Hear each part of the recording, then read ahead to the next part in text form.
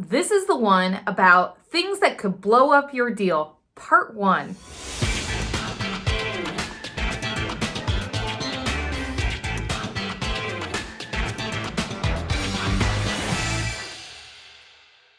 So in real estate, we all know that a transaction ain't over till it's over. Once that loan is funded and all the paperwork is signed, then you can breathe a sigh of relief. I'm going to start a series about things that can cause issues in your deal, things that can come up and just go kaboom and blow things out of the water. This list will probably be never ending, so expect these videos to continue for a long time. So the first thing that I want to talk about that could potentially blow up your deal is if you're an agent and you hear your client talking about working on Long Island or in the city, or that they're relocating from another part of the country. This should send little zingers to the back of your head to make you think, oh, maybe I should talk to the lender and make sure that they know that the client is relocating. You always want to discuss this with the lender, so that way the lender knows for certain that the client is moving. Why is it a problem if the client works in New York City? Well, let's talk about some scenarios that have happened. Ring, ring, ring. I get a call from a panicked agent that the client is getting a denial on their FHA loan because of occupancy. So let's think about this. An FHA loan is for primary residence only. So what that means is that client has to work within a reasonable distance of their primary home. So for example, if someone's buying with a primary residence FHA loan up here and their main job is down in New York City, that is not a reasonable commute. So the lender has to make sure that the client can either work remotely or that it makes sense that the client would be commuting between here and New York City. For example, if they were like a regional sales manager or something where they'd be traveling all the time. So that's why I say watch out if you have a client buying primary residence up from the city or Long Island. You want to make sure that your lender is aware that they are purchasing that far away from their job. So if you are a real estate agent and you hear that your client is from New York City, Long Island, or someplace far away from this area, then you want to make sure you put that bug in the lender's ear, because we all want to work together to come to that closing table.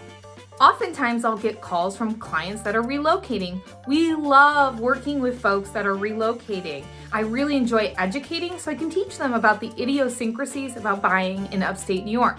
But if you know your client is relocating, make sure you get them pre-approved first and you talk with the lender about their relocation, because in order to buy a primary residence in this area or any area, their job either needs to allow them to be working remote, allow them to be transferred, or they need to have a new job offer here in order to buy with a primary residence loan in this area. Something to be aware of and something to communicate with your lender. Another red flag that can blow up your deal is when you hear people talking about cash. People love to say, I have the cash to put down, I have it in cash. Well, when I hear cash, it makes my little buzzers go off again, and I say things like, oh, you mean like in a checking or savings account cash, right?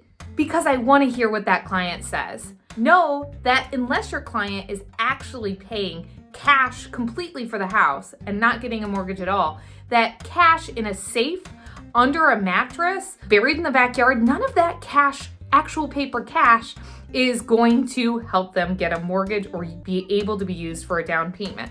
So when you hear someone say cash, just be like, hey, you mean like in a bank account, right? That can help prevent snafus going forward, just in case your lender was not thorough upfront and getting bank statements and such, right? Not everyone collects documents like the Anna Smith team does right in the beginning. Okay, another thing that can blow up your deal. In an FHA loan, you are going to see that your client is going to need an FHA appraisal.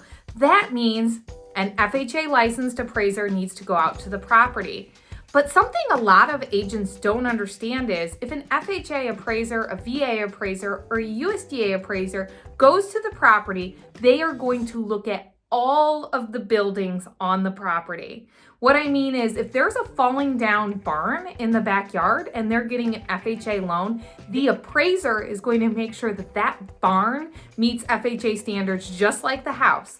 It counts for all outbuildings on the property. Now, can you get lucky and maybe you get an appraiser that misses an outbuilding? Sure.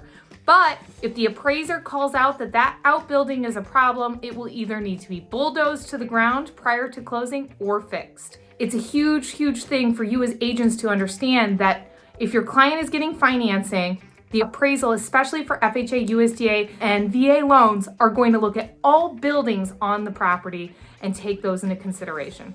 Now, even with conventional financing, if there's a barn falling down in the back, the appraiser may make a comment about that. If it's a safety hazard, it might still need to go.